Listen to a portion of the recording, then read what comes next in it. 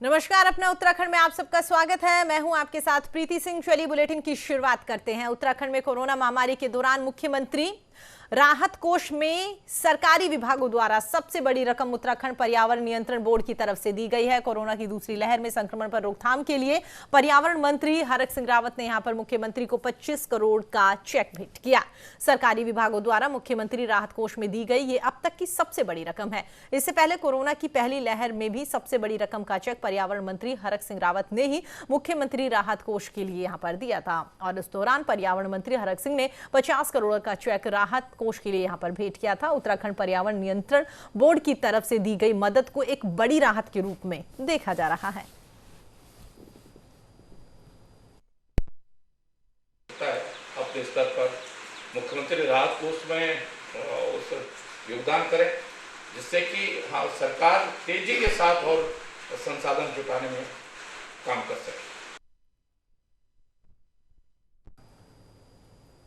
नैनीताल जिले में स्वास्थ्य व्यवस्थाओं को लेकर नेता प्रतिपक्ष डॉक्टर इंदिरा हृदयेश ने बड़ा बयान दिया। उनका कहना है कि भाजपा सरकार स्वास्थ्य व्यवस्था को लेकर पूरी तरीके से फेल साबित हो रही है, क्योंकि जिस तरह से पहाड़ों के अंदर डॉक्टर्स की कमी हो रही है, लोगों को वैक्सीन तक उपलब्ध नहीं हो पा रही, अस्पताल भी पूरी तरीके से ठीक हालत में नहीं है।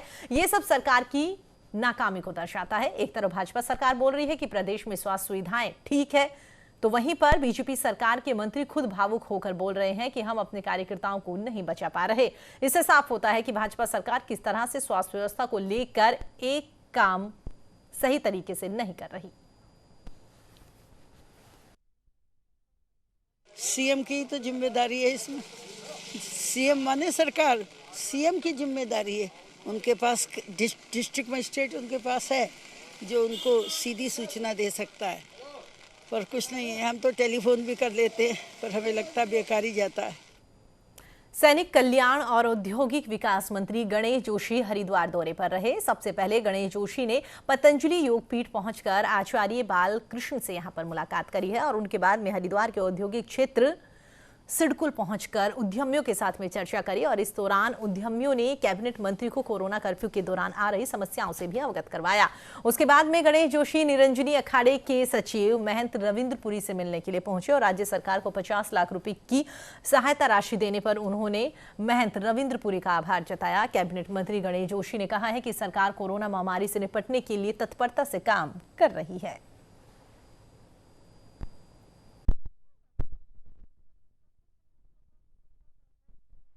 हरिद्वार से एक विशेष लगाव रहा है, क्योंकि मैं 6 क्लास तक यहीं भल्ला कॉलेज में 6 क्लास मैंने पढ़ी है और मनसा देवी के चरणों ब्रह्मपुरी में ही मेरा घर हुआ करता था। और जब मेरी कोशिश आती है, जब मैं यहाँ आता हूँ कि संतों को आशीर्वाद दूँ, और अभी महाराज जी देहरादून आए थे और आपने कोविड के लिए मुख्यमंत्री जी को 50 लाख रुपए दिया। मैं उस समय कहीं व्यस्त था, मैं आपको प्रणाम नहीं कर पाया, तो मेरे मन में एक कसक थी कि माननीय महाराज जी वहाँ पर आए और मैं उनको प्रणाम नहीं कर पाया, तो मैंने आपसे निवेदन किया कि मैं आपको प्रणाम करने आऊँगा और आज आपका आशीर्वाद लेने यहाँ पर आया हूँ। साधुवाद इनको, और आप जो है हरिद्वार की जनता से इनको बहुत प्रेम है, क्योंकि हमारे मानी जी पहले हरिद्वार में रहते थे, तो हमारी मानी जी जो है जितना प्रेम इनको मसूरी की जनता से, वैसे हरिद्वार की जनता से इनको प्रेम है। और जो मानिक जी ने ये कहा कि सहयोग की बात है, जो हमारे अखाड़े हैं, हम जो है सरकार के साथ है, पहले भी थे, अब भी है और आगे भी हम सरकार के साथ रहेंगे। कोविड के समय में कोई ऐसी दिक्कत आती है तो हमारे जो कॉलेज है हम उसको जो है कोविड सेंटर के लिए दे दें। पिथौरागढ़ जिले में कोरोना संक्रमितों के उपचार के लिए लगातार मेडिकल सुविधाएं बढ़ाई जा रही है और इसी कड़ी में तहसील बेरीनाग में कोविड अस्पताल बनाया गया है। इसके अलावा जिलाधिकारी कार्यालय में भी जिलाधिकारी ने प्रशासन और सेना के अधिकारियों के साथ में एक महत्वपूर्ण बैठक करी, जिसमें उन्होंने चिकित्सा अधिकारियों के साथ में चिकित्सालय के संचालन के लिए जरूरी व्यवस्थाओं पर चर्चा करते हुए जरूरी दिशा निर्देश दिए। वहीं उन्होंने बताया कि सेना के साथ में संयुक्त प्रयास से स्थापित उक्त चिकित्सालय 3 दिन में संचालित हो जाएगा, जिससे आमजन को यहां पर राहत मिलेगी।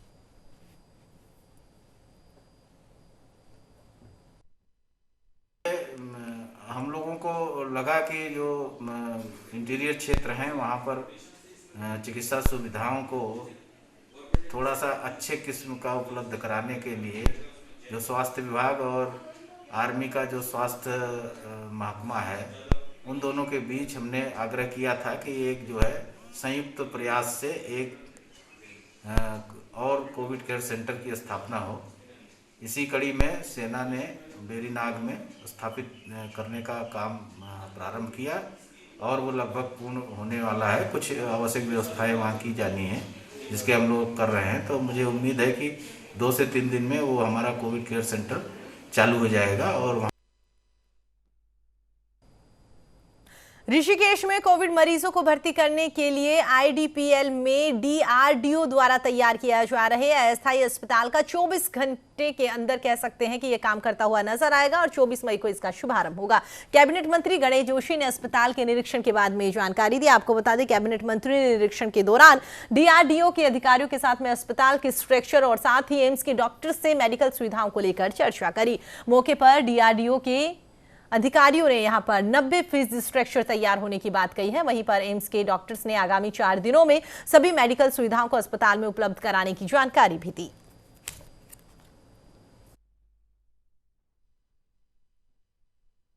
उन अधिकारियों को बधाई देता हूं, शुभकामनाएं देता हूं। जिस तेजी से उन्होंने काम किया है, मिस्टर बादवा यहाँ पर आए हैं जो इसको देख रहे हैं। 24 तारीख से हमारा ये हॉस्पिटल शुरू हो जाएगा और एक बहुत बड़ी राहत हमारे इस प्रदेश की जनता को मिलने वाली है। और जैसे कि बार बार कहा जा रहा है कि बच्चों में भी फैलने वाला है, उसकी व्यवस्था भी इसमें की गई है। उनके लिए अलग से बेड्स निश्चित किए गए हैं और निश्चित ही इसको बनने के बाद जो हमारे बेड्स की दिक्कत है, क्योंकि लगातार प्रभारी मंत्री होने के नाते मैं हर जगह जा रहा हूँ, हर जगह देख रहा हूँ और जो एक दिक्कत आ रही है, हालांकि कुछ हद तक अब इसमें कमी आई है। आईसीयू बेड, वेंटिलेटर नहीं मिल रहे थे, लेकिन इसके बनने के बाद एक बहुत बड़ा सहारा हमारे को मिल रहा है। इसके लिए मैंने हमारे नेतृत्व माननीय राजनाथ सिंह जी का विशेष आभार व्यक्त करूंगा कि आपने हमारा अनुरोध को स्वीकारा। उधम सिंह नगर सहित खटीमा में जिस तरह कोरोना की दूसरी लहर में मामले बढ़े थे, ठीक उसी तरह से सिविल अस्पताल से हर दिन अच्छी खबर भी सामने आ रही है। आपको बता दें कि हर दिन 4 से 5 मरीज कोरोना की लड़ाई जीतकर वापस घर लौट रहे हैं। कोरोना की लड़ाई जीते लोगों का मनोबल बढ़े, इसलिए विधायक पुष्कर धामी और प्रशासन ने ठीक हुए मरीजों का फूल देकर स्वागत किया। साथ ही कोविड अस्पताल को अब 20 बेड की जगह 50 बेड का बनाया जाएगा।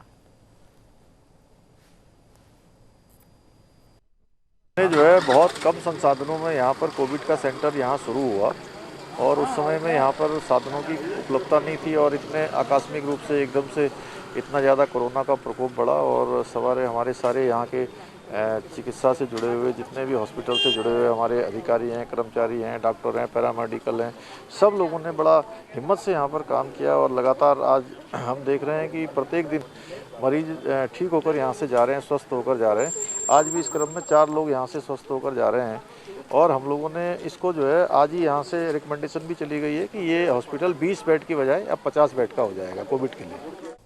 उत्तराखंड हाईकोर्ट ने क्वारंटाइन सेंटर्स की बदहाल व्यवस्थाओं को लेकर दायर जनहित याचिकाओं की वीडियो कॉन्फ्रेंसिंग के माध्यम से सुनवाई करी है। सुनवाई के दौरान याचिकाकर्ता ने कोर्ट को अवगत करवाया कि सरकार ने चारधाम यात्रा के लिए जो एसओपी जारी करी थी वो सुप्रीम कोर्ट के आदेश का उल्लंघन है, जिसमें कहा गया है कि कोविड के दौरान किसी भी तरह की राजनीतिक धार्मिक से संबंधित कोई भी गतिविधियां नहीं होगी। परंतु सरकार ने इस आदेश का उल्लंघन करके चारधाम यात्रा के लिए नई एसओपी यहां पर जारी कर दी और इसके साथ ही याचिकाकर्ता ने कोर्ट में यह भी कहा कि प्रधानमंत्री नरेंद्र मोदी राहत कोष से देश में बनने वाले 551 ऑक्सीजन प्लांट्स में उत्तराखंड को कितने ऑक्सीजन प्लांट लगाने की मंजूरी मिली है। वहीं पर याचिकाकर्ता ने ऋषिकेश के एसपीएस हॉस्पिटल में भी आईसीयू बेड को लेकर जानकारी दी है। साथ ही आपको ये भी बता दें कि रेमडेसिविर इंजेक्शन, ऑक्सीजन सहित कई बिंदुओं को लेकर इस दौरान चर्चा की गई। मामले को सुनने के बाद में खंडपीठ ने तमाम बिंदुओं पर फैसला सुरक्षित रख लिया।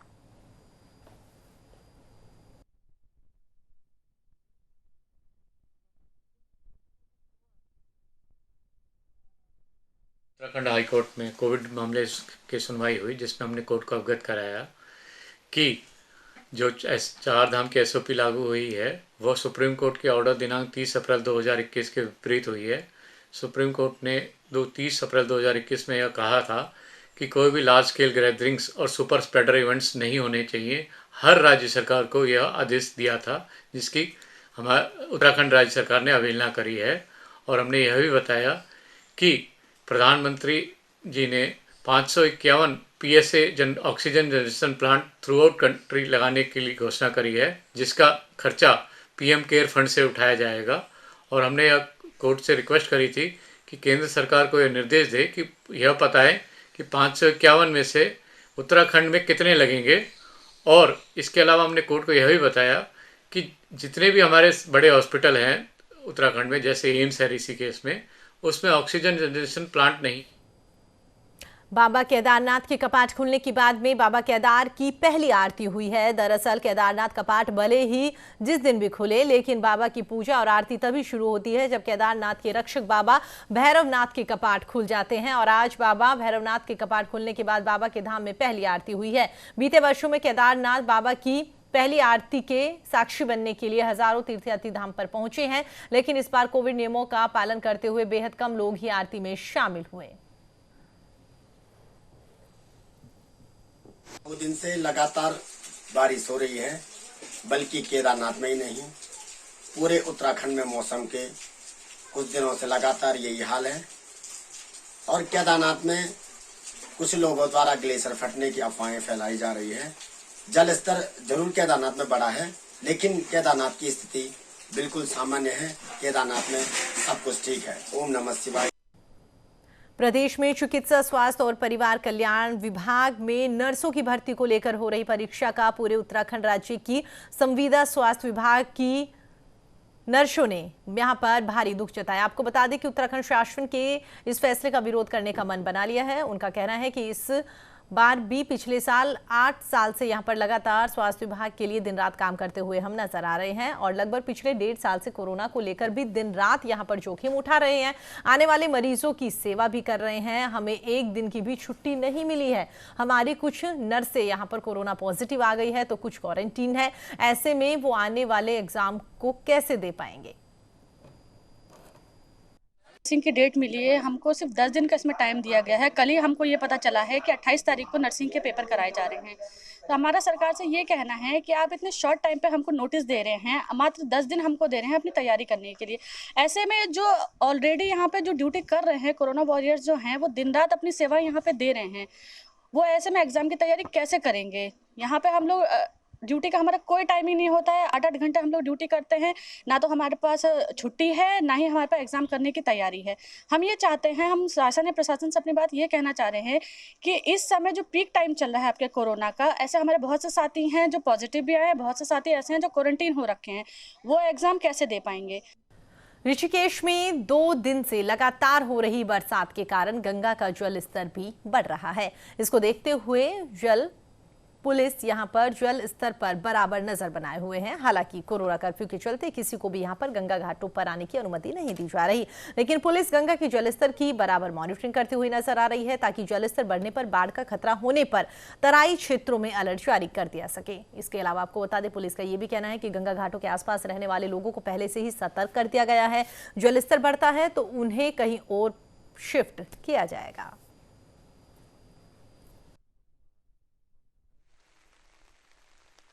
हमें जैसे कि 2 दिन पूर्व हमें प्रशासन की तरफ से अलर्ट जारी हुआ था कि पानी 19 और 20 तारीख को लगातार बारिश होगी। कल शाम से यहाँ ऋषिकेश में लगातार बारिश हो रही, दिन में भी हुई। गंगा जल जो है कभी बढ़ रहा कभी घट रहा, इससे हम लगातार नज़र रखे हुए हैं गंगा जी पे, जल स्तर पे। और इससे आगे हरिद्वार में या उससे मैदानी क्षेत्रों में हम तुरंत अलर्ट वो करते हैं। तो आपको बता दें, उत्तराखंड के अल्मोड़ा जिले के एसएसपी पंकज भट्ट ने जिले के सभी थाना प्रभारियों के साथ में मासिक अपराध की बैठक यहां पर ली है। कोरोना के बढ़ते संक्रमण को लेकर भी उन्होंने चिंता जताई। आपको बता दें, अपराध बैठक पर ऑनलाइन आयोजित की गई है इस दौरान, जिसमें एसएसपी ने सभी थाना प्रभारियों को कोरोना की रोकथाम के लिए कर्फ्यू का सख्ती से पालन करवाने के निर्देश दिए। ऐसे में एसएसपी पंकज भट्ट की ओर से बताया गया है कि कोरोना काल में अपराध काफी हद तक कम देखने को मिले हैं, लेकिन पुलिस इस दौर में भी कोरोना से बचाव के नियमों का पालन करने के लिए दिन रात लगी हुई है। उन्होंने कहा कि जिले के ग्रामीण क्षेत्रों में लोग अभी भी सोशल डिस्टेंसिंग का माखौल उड़ा रहे हैं और इसी को लेकर थाना प्रभारियों को कोरोना गाइडलाइन की सख्ती के साथ पालन कराने के निर्देश एक बार फिर से इस दौरान इस बैठक में दिए गए। और यही फिर कोरोना को लेकर के जो वर्चुअल हमारी क्राइम मीटिंग हुई है, इसमें हमारा फोकस यही है कि पहले तो इसका जो विभिन्न माध्यम हैं, इनके माध्यमों से लोगों में जागरूकता का अभियान भी चलाया जाए।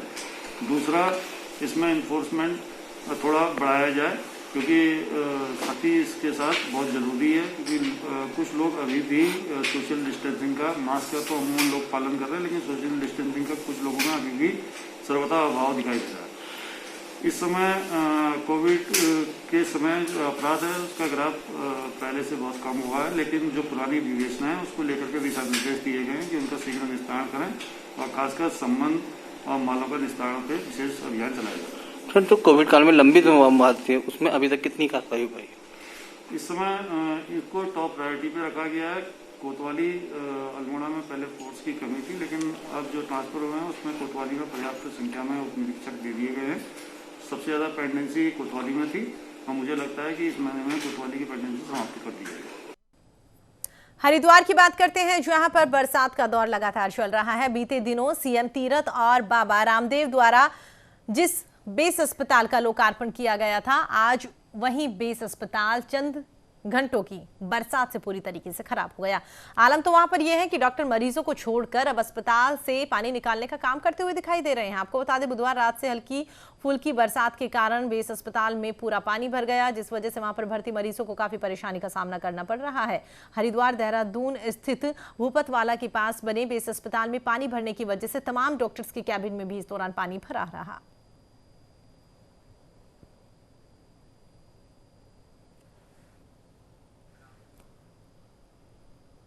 मौसम विभाग द्वारा जारी अलर्ट के बाद में तीर्थ नगरी ऋषिकेश में भी देर रात से भारी बरसात होती हुई नजर आ रही है, जिसके चलते सड़कों पर पूरी तरीके से पानी भर गया। आपको यह भी बता दें कि मौसम विभाग द्वारा चेतावनी दी गई है कि अगले 72 घंटे को लेकर अलर्ट जारी कर दिया गया, जिसके बाद में देर रात से ऋषिकेश में बरसात हो रही है और साथ ही मौसम में अचानक से बदलाव देखने को मिला। वहीं पर सड़कों पर भरे पानी के चलते लोगों को काफी परेशानी का सामना करना पड़ रहा है। सड़क दुर्घटना का डर भी सता रहा है। वहीं पर जलभराव के चलते बिजली के खंभे में फैले करंट की चपेट में आने से एक गाय की मौत हो गई।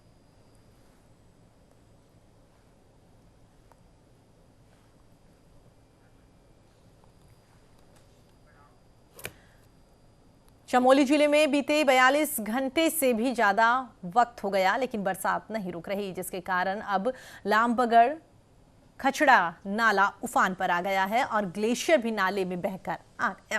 इतना ही नहीं, बद्रीनाथ राष्ट्रीय राजमार्ग, दुकानें और कई जगहों पर सड़कें जो है वो पूरी तरीके से क्षतिग्रस्त हो गई है। बरसात के कारण ऊंचाई वाले इलाकों में बर्फबारी भी शुरू हो गई है, जिसके बाद से ठंड में इजाफा भी देखने को मिल रहा है।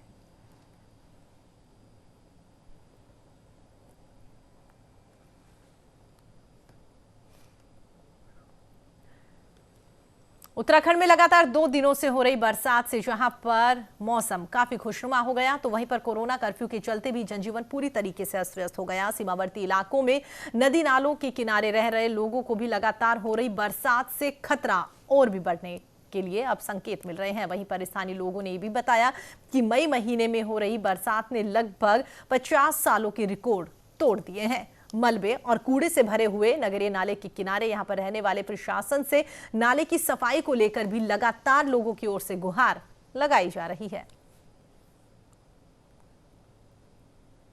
विकट गर्मी होती रही है, तो इस गर्मी में तो कोरोना काल भी चला इस टाइम पीरियड में, और इधर ये तुम्हारा ये जो बारिश का जो कहे टूटा ओलावृष्टि हुई है, ये मैं पहली बार करीब 50-60 साल बाद देख रहा हूँ, 50 साल के आसपास। तो ऑलरेडी पहले से ही नाले में पहले से मलबा काफ़ी भरा हुआ है, जो कि अगर ये जिस हिसाब से बारिश हो रही है, अगर बारिश होती रही तो जल्दी नाला उफान पे आ जाएगा और सारा पानी पूरे कॉलोनी मोहल्ले में भर जाएगा, जिससे पूरे सबको दिक्कत हो जाएगी, सबका घरों में पानी भरने से। और इसकी अगर सफाई हो जाती तो फिर ये शायद थोड़ा नाला इतनी जल्दी नहीं भरेगा। तो यही है कि गवर्नमेंट से कि गवर्नमेंट थोड़ी सफाई करवा दे नाले की, जिससे नाला जल्दी ना भरे, पानी मोहल्लों में ना घुसे। रामनगर के मालधन में 2 दिन से हो रही लगातार बरसात के कारण जनजीवन पूरी तरीके से अस्त व्यस्त हो गया है। वहीं पर जनता को गर्मी से राहत भी मिली है, तो दूसरी ओर गांव के पानी की निकासी की कोई व्यवस्था नहीं होने से नालियों का गंदा पानी घरों और दुकानों में भरने से कई बीमारियां फैलने का खतरा भी यहां पर लोगों को बना हुआ है। इसको लेकर प्रशासनिक अधिकारी जनता की कोई सुध लेते हुए नजर नहीं आ रहे, जिसकी वजह से लोग आक्रोशित हैं।